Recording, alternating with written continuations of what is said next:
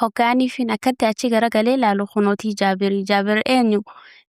Jaarsa wajjin ilmaan adeeraniiti. Dullachaduu Sheekh Maxyuubii saniititu adeera tahaaf maqaan isaanii wal fakkaatan. Jaarsi Juliyeet Jacsiri maqaan isaa kana Jaabiri. Ammas obboleessa Jacsir tokko jira Jacfar kan jedhamu maqaan isaanii hundi wal fakkaatan.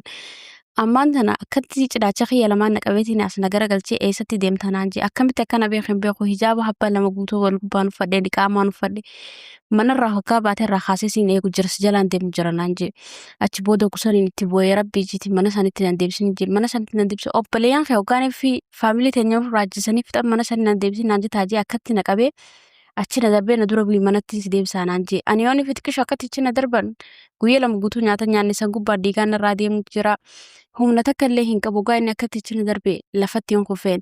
Hoggaan lafa kufee ol ka'uu dadhabe miilee isaa qabdee teeneen itti wiiwachuu eegalee rabbii ijii mana sanii nan deebisin Jaabir lubbuun tiyya rabbii gaditti harka kee jirti yoo mana sanii na deebistee na ajjeesanii mana sanii nan deebisin jeetiin itti bu'uu eegalee ani magantaateeti jeeniitiin itti bu'uu eegalee arabni aadaa isaanii gaggaarii keessaa dur kan qaban namni yoonii fi waa balleessee dhufee nama tokkoon ani magantaateeti yoonii fi jeen nama sanni dhiisan dabarsaniitis kana nama san dura du'uu filatan achi booda hoggaaniifin ani itti bu'ee booda rifatee hayyeessin gargaaraati ol ka'inaan jee ol ka'uu hin danda'u cinaacha kiyya lamaan naqabee ol na kaasee harka naqabee naan fiigee karaa irratti baane karaa bakka makiinaa irraa deeman ani jette wareereetiin jira waan takka illee hin arku manatti nan deebisin jeetiin itti booya achi booda naan jee lakkii manatti sin deebisu harri kun karaa mana itti deemanii mitii naan jee ni wareertee maal taatee naan jee achi booda makiinaa korree kaanee kunnee bakka baadiyyaa takka nageesseen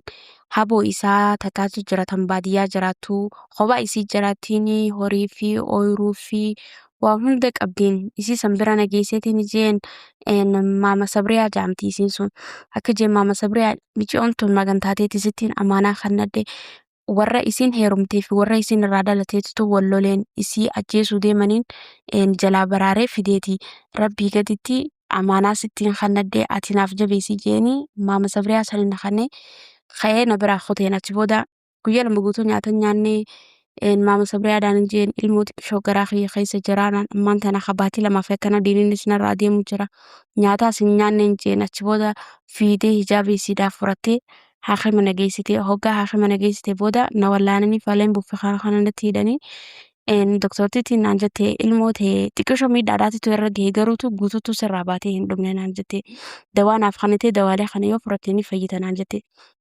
Maama sabriyaan fuutee mana isiidhaa nageessitee sireerra na ciibsitee naan jettee rabbii gaditti hangaan danda'u siin eega namni takka illee si tuquu hin danda'u. Ani qaddara kee waan rabbiin siif qaddare dura dhaabbachuu hin danda'u garuu hangaan danda'u siin gargaara.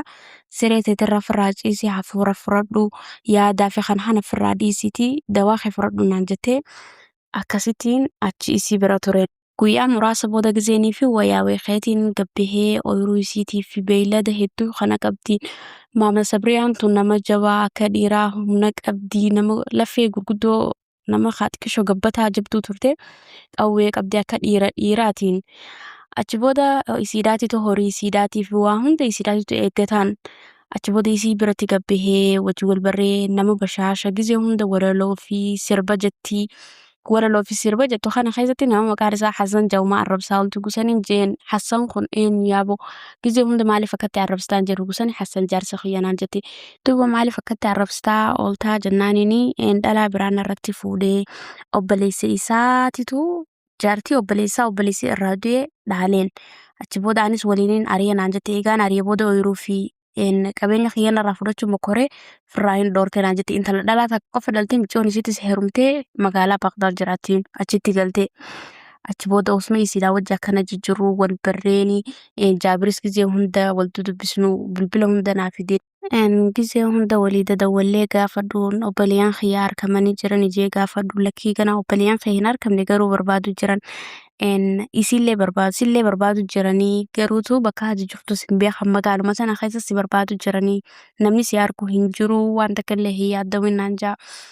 Achi booda warri jaarsa kiyyaa fi obboleeyyan isaa hin dalagan nyaatan bishaan hin dhugan gizee hunda sa'a 24 guutuu obboleeyyan kiyya barbaadan ajjeesanii irraa kafalachuu barbaadan. Amma osuma akkanatti jiru guyyaa takka gizee hunda gibbaheetiin ooyiruu keessa deddeemee ooyiruu keessa fafraa taa'an gizeenii fi maama Sabriyaan ooyiruu keessa jirtu.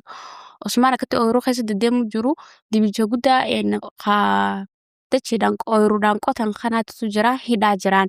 Achi booda isaa akkatti natti as hiixatuun arkeen hoggaaniifin arke keetiin fiigu hoggaan fiigu haanni irraa hiikamee moonni qotee hin beeku innis na jala fiiguu eegaleen. Osmaan ani dura fiigee iyyee lallabeetiin fiigu jiraan namoonni ooyiruu keessa jiran hundinuu iyyeessa xiyyaa jecha as bahanii as karana gori karas gori naan jaa. Maama Sabriyaan uffata hin fidanneen uffata maama Sabriyaatiin uffata uffanni sinarra babal'aa gurguddaa kana osoon fiiguutiin itti uffanni miila jala na seenee samii keessa ol qoteetiin lafatti kufeen. Horiinis na duuba fiigu jiraan. Mucaa tokkootitu jira kan maama Sabriyaan adaadaa taatuuf. Mucaa maama Sabriyaan adaadaa taatuuf kana Daawudi maqaan isaa. Anaa lafatti kufee horiinis na bira gahee gisee arkee dhaabbachuu jira inni qawwee qabaan. Achi booda qawwee isaas baafatee xiyyiitii lamaan dhahe horiin kufee lafatti. Horii lafatti kufee gisee agartee maama Sabriyaan iyyuu eegalteen horii xiyya maaliif na duraa ajjeesta. Dibicha xiyya kaaniif ittiin naaf qaalii ooyiruudhaaniin qotadaati maaliif na duraa ajjeesti jettee isaa abaartee loluun eegalte. Hoggusan lubbuu namaatii fi horii qamutti irra fardiidha gisee ja'aniin horiidhaa irra naaf fardiidhaan taranii hin beeku. Mucaan haboo ta'uudhaaf tunatti fidanii hin beeku isiidhaa jettee loltee booyuu eegalteen horii xiyyaa kamitti na duraa ajjeestetteen achi booda inni fiigee kee baafatee kuteen.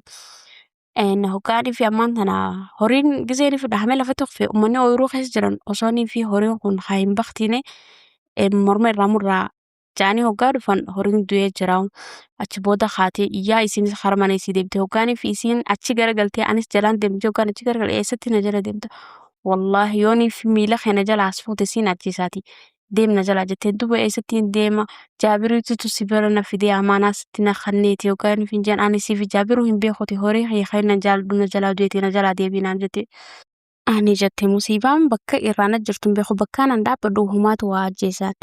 Kayeetiin firaa waan hin godhuun qabu isi jala hafee kaatee kuteen. Bakka takkaatitu jira bakka bishaan qallaan tokko akkatti deemu. Bishaan maqaa isaa hin beeku garuu bishaan hunda bishaanumatti hin beeku. Bishaan tokkotu jira qallaa akkatti deemu tokko jira jette Juuliyeet. Bakka san dhaqeetiin taa'ee firaa yaaddoo eegale. Anaa yaadu jiru jireenya kiyyaa fi kan faamiliitii yaatii fi obboleeyyan kiyya osuma akkatti taa'ee yaadu jiru.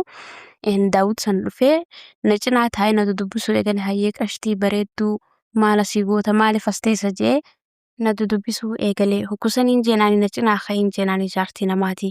Hoggusan naan jee lakkiyaati jaartii namaati miti si akkatti bareedumu qabsi fuudhe san gowwaa ta'uu qaba eessa jira duba jaarsa keedila horiin hundinuu siitumuu gahee sanfirraa hiiqe san jaarsaa miti masuulummaa fuudhuu hin danda'u anaatitu si fuudhaani bareedda anaatitu si jaalata jee asii haasa'uun eegale. Osuma inni akkatti natti haasa'ee taa'u jirruutiin micoon xiqqishoon takka dhuftee naan jette akka naan jette maama Sabriyaan hootuti kara manaa deebi'ee reef hoggaaniif si aaruusan aaraan qabaa naan jette hoggusaniin hayaan jeen. Kanaa hunu asii akkatti na dararru jira yooniif hin dide bakkaan itti galuun qabu kanaaf warra kara daraniitu tuna dhufa hayaa jeetiin ka'ee kara manaaf irraa galeen hoggaan manatti galu maama Sabriyaan hedduu gaddite akka waan mucaan ishee hangafaa irraa du'eetii hedduu gadditee booyuu turte achi booda jaabir irra dawwaleetiin jaabir daffiitii kootu maama Sabriyaa horii isiidhaatu duraa du'e sababa kiyyaatti duraa achiisanii daffiitii kootu jee achi booda jaabir dhufee maama Sabriyaa sossobuu eegaleen sossobee achi booda jetteen horiin kiyya bakka guyyaa itti na dura ajjeesan ooyiruu keessa jiraati horii kiyya akkanaaf awwaaltanii fada halkan yeroon san hayaasiif awwaala jaaniin warri baadiyyaa hundi walitti dhufanii dachii qotanii horii isiidhaa awwaalanii fi achi booda normaal firraa taatee irraanfattee horii isiidhaa akka isii kaduraanitti deebite. Osuma akkanatti jirru guyyaa takka eegaanii fi maama Sabriyaa bira dhufe baatii lama gahee baatii lama fixadheetiin hin jiraan. Guyyaa takka jaabir dhufee maama Sabriyaa fi anaa fi jaabir kun osuma alaa dhadhaabannee haasa'u jiru. Jaabir kanaa hoggusuma dhufee anaa fi jaabirii fi maama Sabriyaan tun alaa dhadhaabannee haasa'u jirruutiin makiinaa takka namni fidee nu cinatti dhaabeen nama dheeraatiitu makiinaa irraa gabbu'een qawwee akkatti harkaa qabu. Hoggaanii fi hulaa makiinaa cufee akkatti nutti as garagalu jaarsa kiyya jaarsiri ani reeffaatu bakkaan dhaabbadduutiin bishaan ta'e hafe. Illaan jaarsi kiyya kun jaabir kanarraa shakkeetiin gizee hunda jaabir kanaa bilbilaan haasa'u miciyyoon akkamii maama Sabriyaa miciyyoon akkamii isaa juun gizee hedduu dhagee. Guyyaa tokkos inni dhaggeeffachuu jiruutiin Juuliyeet akkamii nagahee qabdii jeen achi booda aara maaltu jaartii tiyyatti isa geesse jee waan anaa fi Jaabir kun waliin baafanne sehee waan Jaabir manarraa na fuudhee waliin baafanne akkas seheen aaree isaa aara lubbuun irraa bahuu deemtu nutti as deemu jira tureen. Achi booda ani bakkaan dhaabbadhuttiin holladheetiin hafee yaa Rabbi eenyumaattu biyya tana siite eenyumaa biyya si godha silaaniif hin dandahee jettee baalli tolfadheetumaan firraa barra jettee. Achi booda innis nutti as deemu jira Jaabiris rifatee hedduu rifatee hollachu jiraan. Maama Sabriyaanis rifatee jirti. Jaarsi fiyaas achi nutti as deemu jiraan.